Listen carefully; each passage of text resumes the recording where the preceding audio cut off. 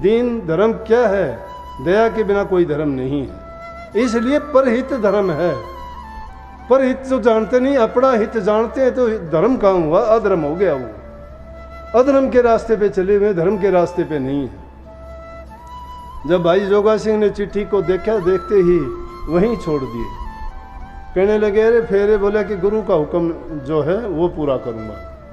वहाँ से चल पड़ता है, होशियारपुर में पहुँचता है, लाहौर की तरफ चलता। होशियारपुर के पास जब आता है तो देखता है कि रात पड़ गई। रात के टाइम में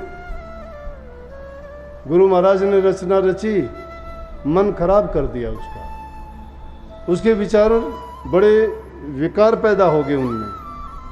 और उसने देखा कि बाजार में जाके एक वेश्या के कोठे की ओर उसके कदम चले गए। जब उसकी ओर जाके देखता है, दरबान खड़ा हुआ है। उसकी हालत देख के, नौजवान है, गुरु के पास रहा था, ब्रह्मचर्य का पालन किया था, शादी के लिए तैयार था। उसके रंग रूप को देख के और वो जो वहाँ चौकीदार था कहने लगा भाई क्या बात है? बोला कि मुझे ऊपर जाना है। बोला कि ऊपर कोई गया हुआ है, अभी कोई टाइम नहीं है। चला गया, वापस मुड़ गया। लेकिन थोड़ी देर के बाद में फिर घंटे 2 घंटे बाद फिर आया। फिर वो कहने लगे हाँ बोलो क्या बात है? बोला मुझे ऊपर जाना है। बोला तुझे बताया नहीं था, अभी कोई है वहाँ पे।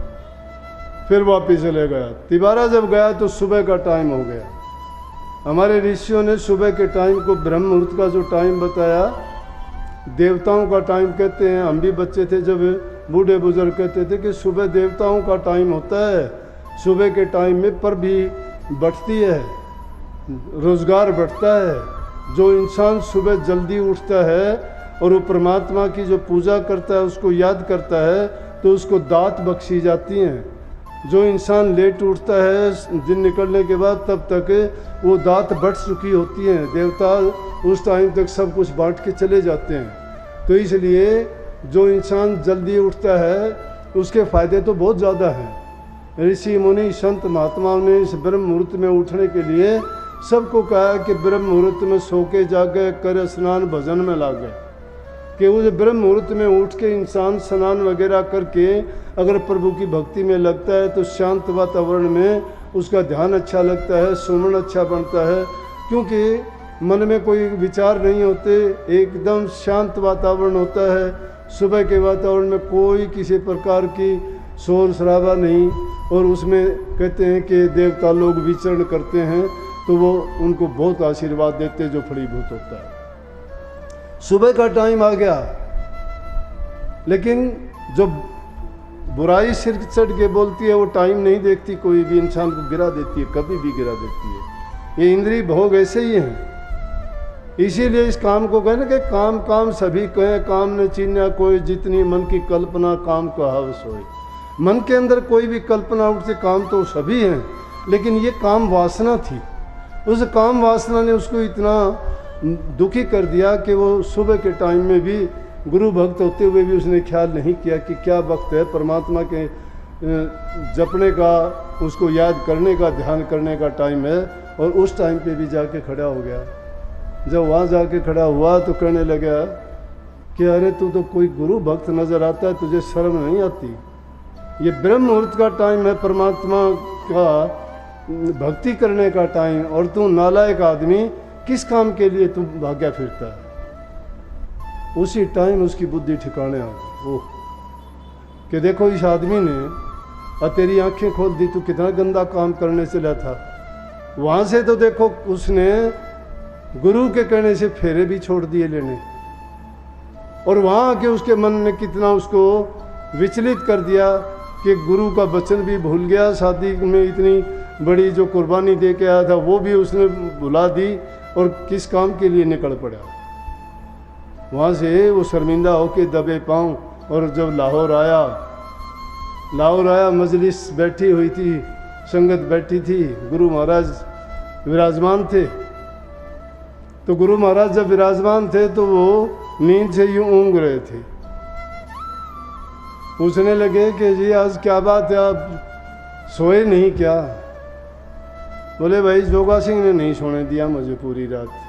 इसकी पहरेदारी की मैंने। अब कह देते हैं ना गुरु क्या करता है, अरे गुरु को तुम दिल में बसा के देखो, उनको याद करके देखो, तुम्हारे दुख में सुख में भलाई में हमेशा तुम्हारे अंग संग रह के रक्षा करते हैं। लेकिन करते किसके लिए हैं? उनकी करते हैं जो गुरु को हाजिर नाजिर समझ के हमेशा अपने पास और साथ रखते हैं। लेकिन गुरु की तो हम परवाह करते ही नहीं। गुरु से तो धोखा छल कपट बेईमानी गुरु से करते हैं। सबसे बड़ी झूठ गुरु से ही बोलते हैं। अपने आप को ज़्यादा चतुर समझते हैं कि हाँ मैंने ये बात चतुराई से कह दी, गुरु मूर्ख है, उसकी समझ में शायद तेरी बात आ गई, लेकिन उसको ये ज्ञान नहीं है। अरे ये नहीं पता कि चाहे वो गुरु मूर्ख भी क्यों ना हो, उसका रखवाड़ा बड़ा तेज है, क्योंकि वो जिसके अधीन है, जिसकी आज्ञा में रहते हैं और जिनके हुक्म में वो काम करते हैं, वो उनकी रक्षा करते हैं। वो तो गलतियां कर सकता है, इसमें कोई शक नहीं है, गलतियां कर देगा, लेकिन उसका रखवाड़ा जो इतना मजबूत है वो उसको कभी गलती नहीं करने देता। इसलिए प्रेमियों कि जिस रास्ते पे तुम चले हो, कोई बात नहीं, इंसान के अंदर बुरा वक्त भी आता है, गरीबी भी आती है, दुख कष्ट भी आते हैं, लेकिन कभी भी ऐसे टाइम में विचलित ना होके कभी प्रभु को ना भूलो, नाम को ना भूलो, सच्चाई ईमानदारी के रास्ते को ना छोड़ो। तो अगर उस रास्ते पे तुम सच्चे बन के चलते रहोगे, सतगुरु तुम्हारी संभाल करेगा। सबकी संभाल होती है, और किसी भी प्रकार की परेशानी हो जाए वो तुम्हें बड़ी से बड़ी परेशानी से अपने आप उबार देंगे। लेकिन थोड़ी परीक्षा तो देनी पड़ेगी, टाइम लगेगा, थोड़ा बर्दाश्त तो उसमें करना पड़ेगा। दुख दर्द तकलीफ तो इंसान जब तक बर्दाश्त नहीं करता है तब तक उसको सुख नहीं होता है। इसलिए रोज़ाना का नित्य प्रति का कम से कम टाइम बना के, तुम जब गणा नहीं तो थोड़ा नाम का अभ्यास किया करो, सुमरण किया करो। सुमरण में ही अकेले में बहुत ताकत है, ध्यान करना तो और भी बड़ी बात हो जाती है। कर्म 3 प्रकार के होते हैं। एक इंसान का कर्म होता है बहुत ही निम्न स्तर का। निम्न स्तर का जो कर्म है, मैं कहता हूँ सुमरण मात्र से तुम्हारा खुद ही दूर कर दोगे। एक उससे थोड़ा होता है तीव्र। तीव्र जो होता है गुरु के दर्शन से, गुरु के संग से और गुरु की आज्ञा के पालन करने से, तुम्हारे कर्म रोक संग करने से धीरे धीरे करके तुम्हारे वो कर्म करते चले जाएंगे। लेकिन एक होता है तीव्र, तभी तीव्र, अति तीव्र जो होता है वो इन दोनों चीज़ों से भी आगे बड़ी मेहनत के साथ जाता है। और वो कब खत्म होता है? वो जब गुरु की उस पर मेहर मौज होती है और गुरु उससे करनी करवाता है। करनी किस तरह से करवाता है? एक लड़का भी थोड़ी देर पहले कहता था, लड़का था लड़की में ख्याल नहीं मिला था, कि जी मेरे कर्म कौन से कर्म हैं और वो कर्म मैं किस प्रकार से काटूं। कि आप कहते हो कि कुछ कर्म सुमरण से कटते हैं, कुछ ध्यान से कटते हैं, और कुछ गुरु की मेहर से कटते हैं, कुछ अभ्यास से कटते हैं। ये बात बिल्कुल सही है, लेकिन आपको ये जानने की ज़रूरत नहीं है। मैं कितनी बार आपको ये बात समझाता हूँ कि कई लोग इस चक्कर में पड़ते हैं कि मुझे प्रकाश दिखाई दे, मुझे शब्द सुनाई दे, मुझे ये पता लगे मेरे कितने कर्म थे, कितने कट चुके, कितने बाकी रह गए। उस चिंता में पड़ने की ज़रूरत नहीं है। आपके जितने भी कर्म हैं, आप उस अच्छे काम के करने में जो लगे हुए हो, वो काम करते चले जाओ, करते चले जाओ। जब उससे बरी हो जाओगे, आपको अपने आप पता लग जाएगा कि आपके कर्म कट चुके हैं या बाकी रहे। क्योंकि नया कर्म तो आप कोई बना नहीं रहे हो, और जो पीछे के प्रारब्ध के कर्म हैं उसके लिए आप जो प्रयास कर रहे हो वो पर्याप्त है। अब आगे गुरु की आज्ञा में बरतते हो, सत्संग करते हो, अपनी विचार और ख्यालात को अच्छे रखते हो, ध्यान सुमरण करते हो, उससे तुम्हारे आगे के लिए कोई कर्म लागू नहीं होते। इसलिए तीनों प्रकार से आदमी को पवित्र होने की ज़रूरत है, मन से भी, वचन से और कर्म से भी। मन में तो किसी प्रकार की शंका ना उठाओ। क्यों दूसरों का बोझ उठाए फिरते हो? दूसरे लोगों का ख्याल करते हो, वो किससे बात करता है, वो क्या पहनता है, वो क्या खाता है, वो क्या लेता है, उसने किसको क्या दे दिया, उसने उससे क्या, तो हमारा क्या लेना देना इस चीज़ से? बोलो। ये चीज़ें, जो चीज़ें हमारी अनावश्यक चीज़ें हैं, अपनों की महफिल में गैरों का जिक्र किस लिए करते हैं?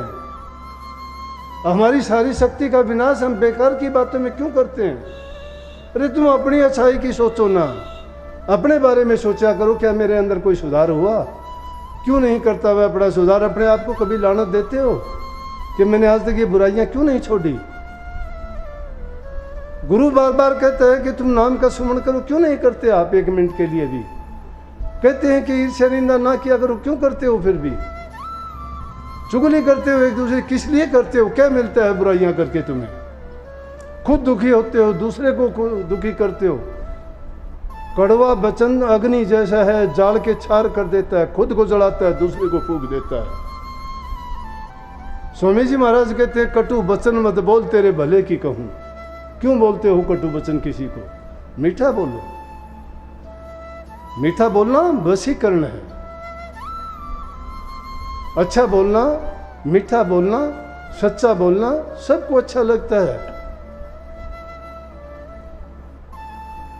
इसलिए अपनी बुराइयां देखा करो, जो भी देखो। दोष पराया देख के चले हसंत हसंत, अपना याद न आमिता का आद न अंत। अपना एक भी याद नहीं करते हो कि हमारे अंदर क्या क्या बुराइयां भरी पड़ी हैं, दूसरे की करती हो। विश्वास रखो प्रभु पे। जो होता है घटित होता है उसको सोचो कि हाँ ये कभी न कभी मैंने किया था, उसका परिणाम है। और जो होता है उसके सामने रख दो। जिसकी वस्तु तिसागे राखे, प्रभु की आज्ञा माने माथे, उससे चौगुण करे निहाल, नानक साहब सदा दयाल। जिसकी वस्तु उसकी वस्तु है, उसके सामने रख दो ना, ले कर। बीमार हो, तकलीफ हो, उसके सामने रख दे, ले कर, जो करना है तुझे कर। डरते हो, घबराते हो छोटी सी बात के लिए। जिसने इंतजाम किया है, प्रबंध किया है, वो तुम्हारा सब कुछ वही सोचेगा। अपनी बुद्धि जो बीच में ले आते हो, अपने ख्यालात और विचार जब अपनी चतुराई दिखाते हो, उस चतुराई का परिणाम तुम्हें बर्बाद करता है, बाकी कमी नहीं है।